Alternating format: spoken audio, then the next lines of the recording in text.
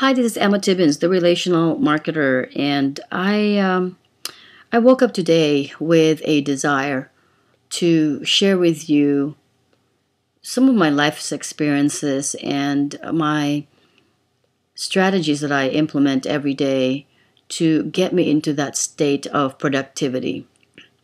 And yes, it's really not about being productive. I have implemented. I'm actually an implementer. Many of you know that, and I coach many clients so that they too can become productive and they too can always stay in that state of inspiration. However, I also tell them that it's not about the doing of things that matter most.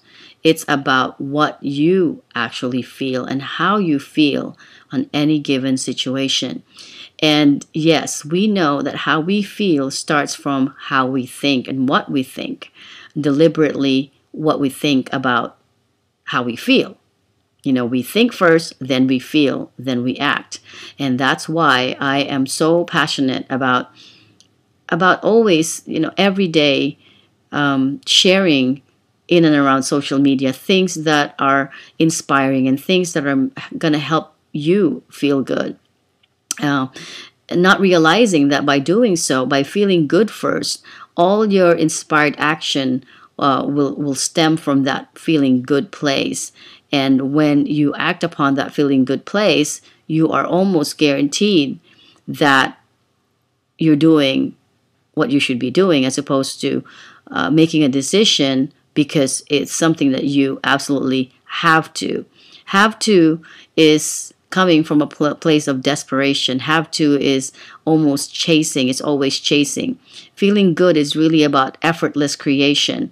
And yes, you might think it's hogwash, or it's woo woo, or it doesn't work that way. Trust me, I'm a doer. I like to be doing things. I multitask most of the time. I am a homeschool mother. I'm a wife. I'm an entrepreneur. I have clients.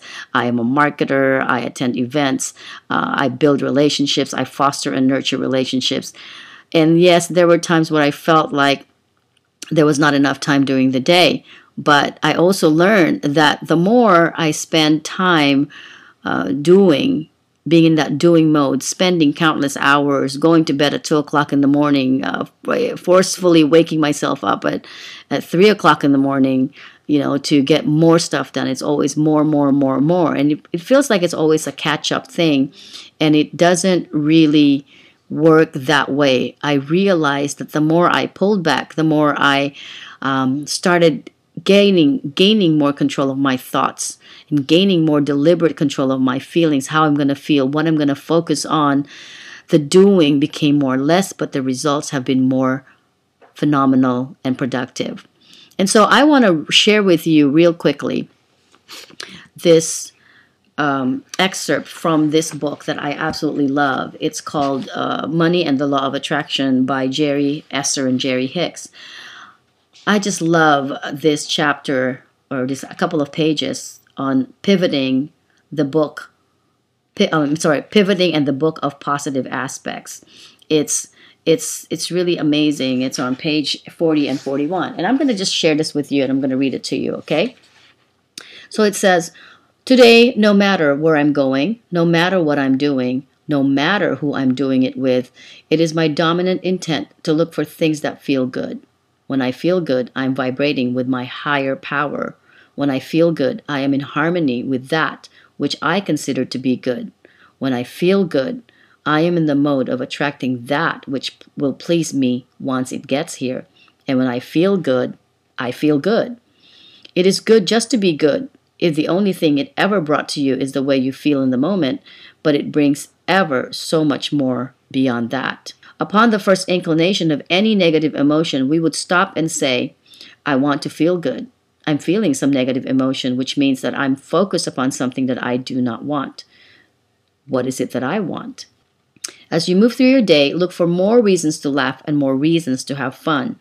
When you want to feel good, you do not take things so seriously. And when you are not taking things so seriously, you are not as likely to notice the lack of things wanted.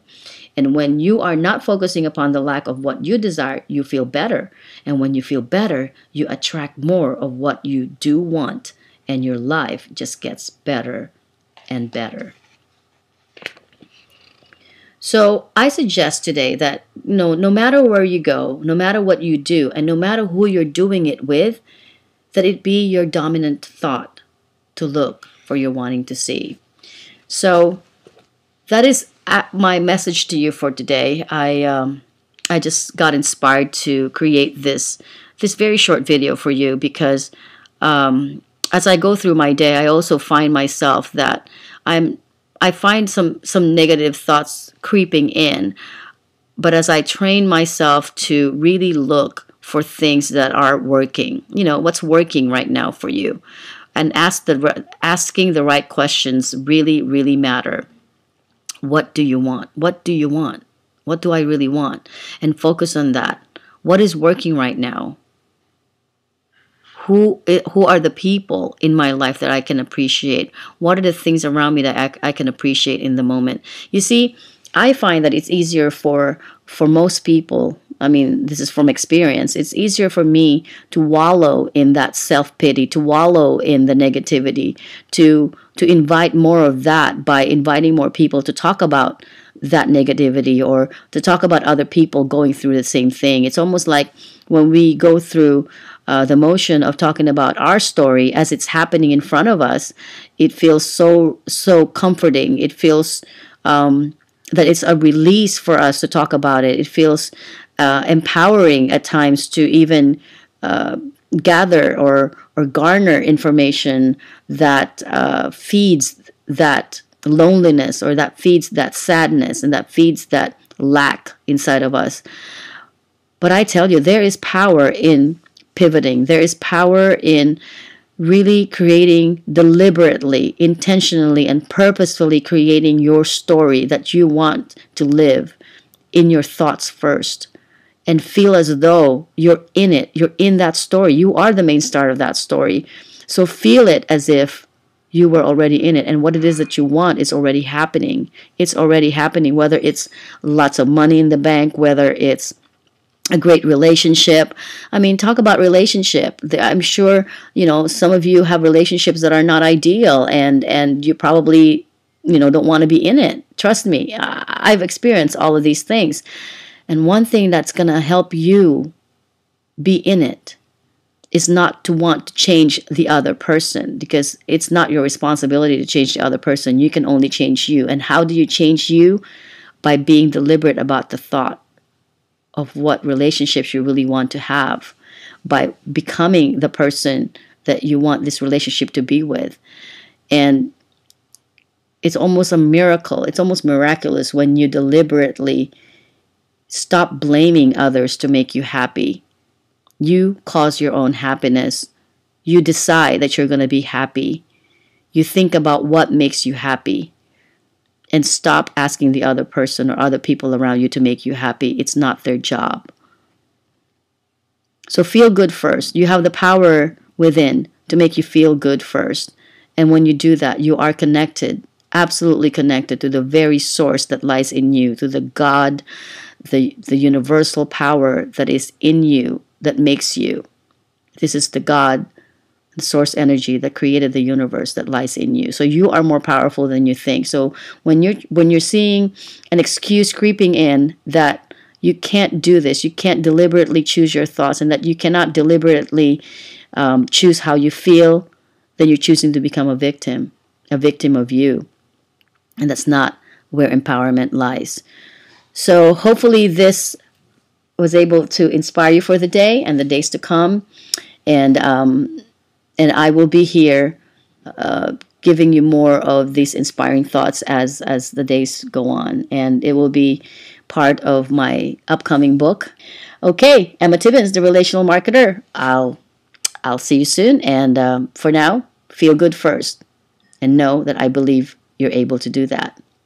You're more powerful than you can ever imagine. Bye for now.